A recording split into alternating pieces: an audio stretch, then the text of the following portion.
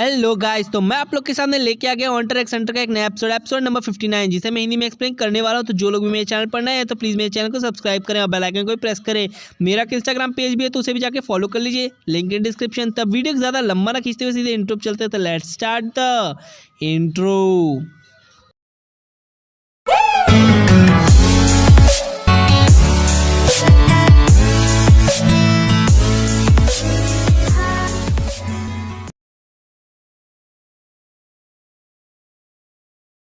तो इस एपिसोड के पहले सीन में हमें एक मीडिया वालों को दिखाया जाता है जो कि वहाँ पर खड़े होते हैं और वहाँ पे अंदर एंट्री होती है मिस्टर बैटेरा की।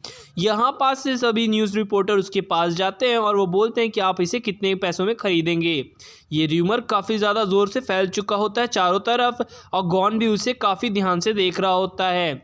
यहाँ पास से वो अपने फादर को भी याद करता है। सीन शिफ्ट होता है और हमें दिखाया जाता है किलुआ को जो कि काफ़ी ज़्यादा बीमार होता है। तभी वो पूछता है कि अंडरग्राउंड ऑपरेशन में क्या चल रहा है। वो बताता है कि वो कैंसिल हो चुका है और ख़त्म हो चुका है। तभी वो बोलता है कि ऑपरेशन शायद ऑनलाइन होगा और तुम मुझसे झूठ बोल रहे हो, है ना। ये देखकर समझ चुका था कि वो इतनी जल्दी नहीं मानेगा। तभी वो पूछता है कि एलिज़ा कैसी है। यहाँ पर हमें एलिज़ा को दिखाया जाता है जो कि काफ़ी ज़्यादा शॉक में होती है क्योंकि स्क्वाला मारा जा चुका था। ये सुनकर वो काफ़ी ज़्यादा दुखी होती है और उसे नयॉन रेस्टोरेंट देखकर भी काफ़ी ज़्यादा दुखी हो जाती है। सीन शिफ्ट होता है और हमें दिखाया जाता है क्यूरिपिका को जो कि आराम कर रहा होता है।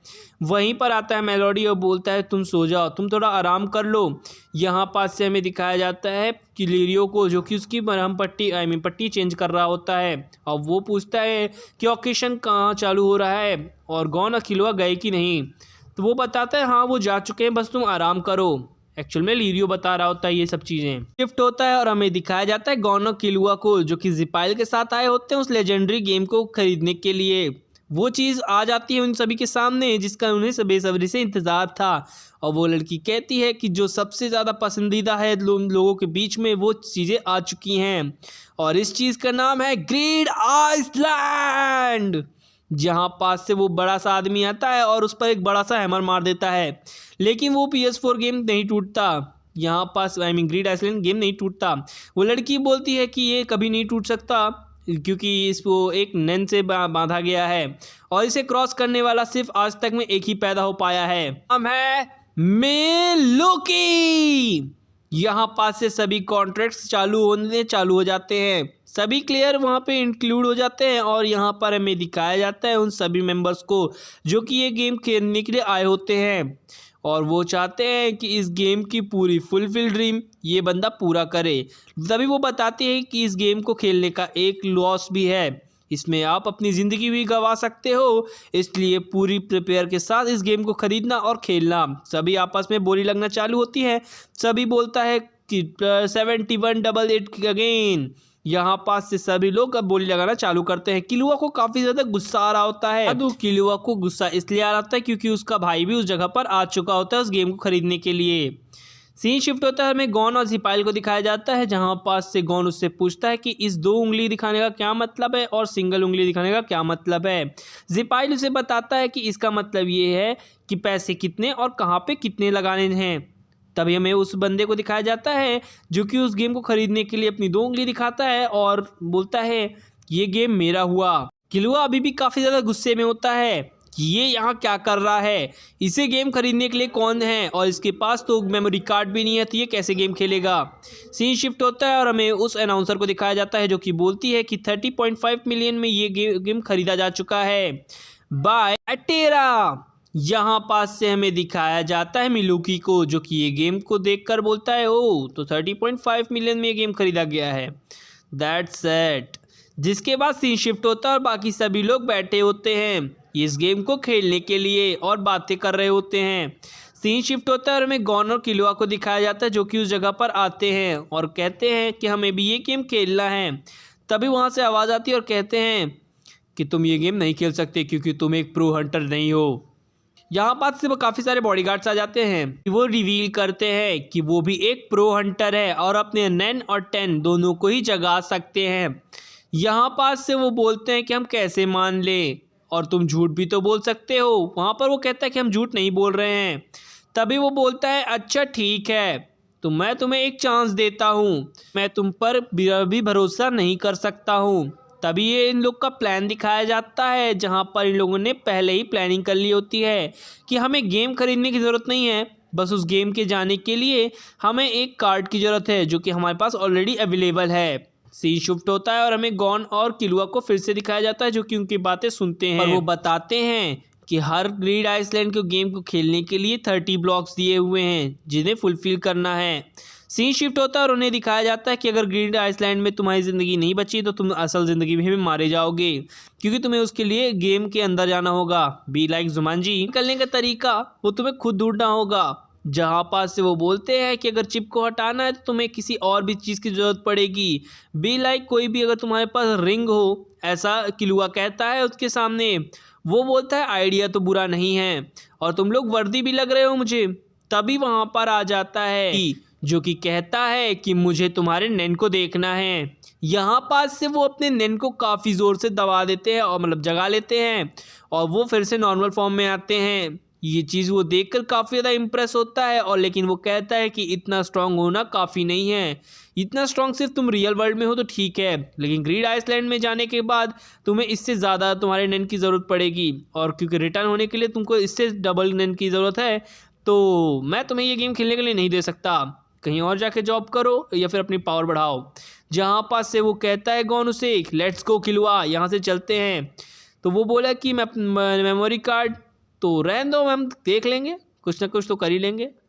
यहाँ पास से हमें दिखाया जाता है दो लोग को खड़े हैं, ये कोई और नहीं फैंटम ट्रूप्स के मेंबर हैं। सीन शिफ्ट होता है और दिखाया जाता है बाकी लोगों को जो कि पेल पाल के बराबर कर दिया होता है इन लोगों ने, और वहाँ से वो लोग PS4 गेम यानी कि ग्रीड आइसलैंड को गेम लेकर अपने अड्डे पर पहुँच जाते हैं। वो बोलते हैं कि हमें इस गेम को खेलना चाहिए। तभी फैटिन उस गेम को अपने उस पर लगाता है चिप उसमें और अपने नैन को जगाता है। जैसे वो जगाता है उस जगह से वो गायब हो जाता है। वो बोलता है कि ये कैसे हो गया। तभी वो बोलता है ठीक है अब मैं भी करूँगा। यहाँ पास से वो भी चिप डालता है और वो भी गायब हो जाता है उस जगह से देखते देखते। जहाँ पर वो बोलते हैं कि ये किस तरह का गेम है। यहाँ पास से दिखाया जाता है बाकी लोगों को जो कि किताब में देख रहे होते हैं, शेरलॉक किताब में देख रहा होता है। बाद सीन शिफ्ट होता है और हमें दिखाया जाता है गॉन को जो कि काफ़ी ज़्यादा चिल्ला रहा होता है और कहता है कि उन लोगों ने हमारे साथ ऐसा क्यों किया। तभी किलुआ बोलता है कि शांत हो जाओ, हमें ऐसा करने की कोई ज़रूरत नहीं, बस चिल मारो, दारू पिए और टुन हो जाओ। खैर ये तो हंसने के लिए बोला था मैंने। यहाँ पास से वो बोलता है कि हमें अपने नैन को बढ़ाना होगा जैसे कि क्यूरिपिका ने किया था फैंटम ट्रूप्स के खिलाफ। यहाँ पर उसने अपने पावर को जगाया था अपने मास्टर के तरीके से। तभी वो बोलता है कि तुम्हारा एग्जाम्पल मुझे कुछ घंटा समझ में नहीं आ रहा, कुछ अच्छी बातें बताओ। जहाँ पर वो बोलता है कि अपनी पावर को स्पेशलिस्ट की तरह यूज़ करना होगा। अभी भी उसे बाबा जी का ठुल्लू समझ में आ रहा होता है। तभी किलुआ को गुस्सा आ जाता है और बोलता है साले कान के अंदर से धुआं निकालना बंद कर, अब मेरी बात ध्यान से सुन, अपने ऊपर फोकस करना चालू करो।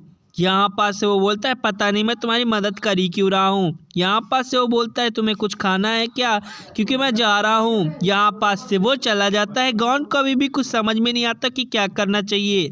किलुआ अपने कपड़े उतार देता है और बाहर फेंक देता है।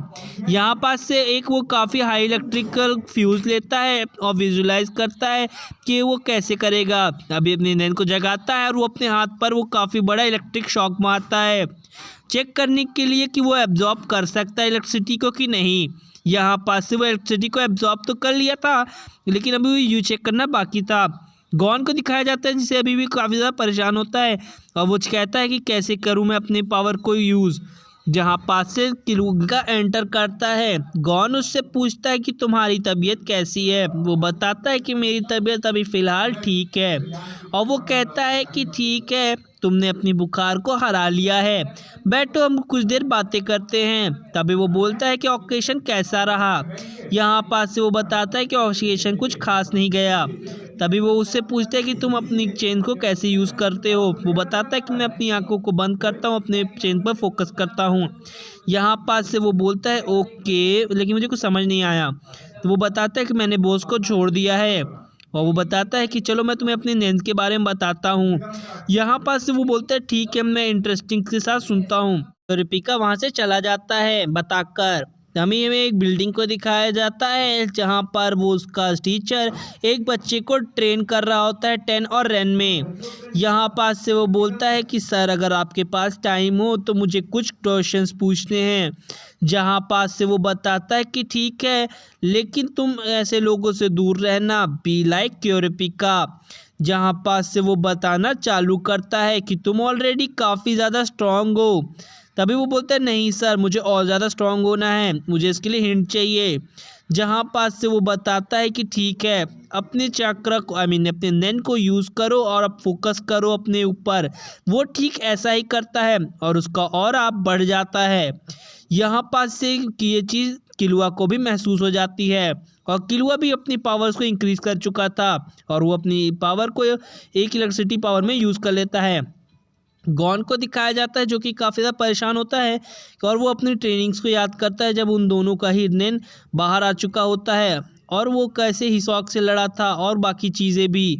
हिसॉक ने उसे चैलेंज किया लेकिन वो उसे बता सका क्योंकि भले ही तुम्हारे पास स्पेशल एबिलिटी है लेकिन मैं तुम्हें हरा सकता हूँ। वो अपनी आंखों पर फोकस करता है और कहता है कि ओ तो ऐसा किया जा सकता है। यहाँ पर से वो अपने हाथ पर फोकस करता है लेकिन उसका चक्रा इतना ज़्यादा हो जाता है कि वो थक जाता है। तभी वो रिलैक्स करने लगता है ज़मीन पे पड़े पड़े और वो बोलता है कि अब मुझे फिर से अपने ऊपर फोकस करना होगा। यहाँ पास से वो समझ चुका था किलुआ कि उसने भी अपने पावर चक्रा को फिगर आउट कर लिया है। के बाद ये एपिसोड यहीं पर ख़त्म होता है। मैं इसका अगला एपिसोड काफ़ी जल्दी लेके आऊँगा। तब तक के लिए गुड बाय एंड सायोनारा। Thank you for watching my videos and subscribe my channel and follow me on Insta, link in description and join me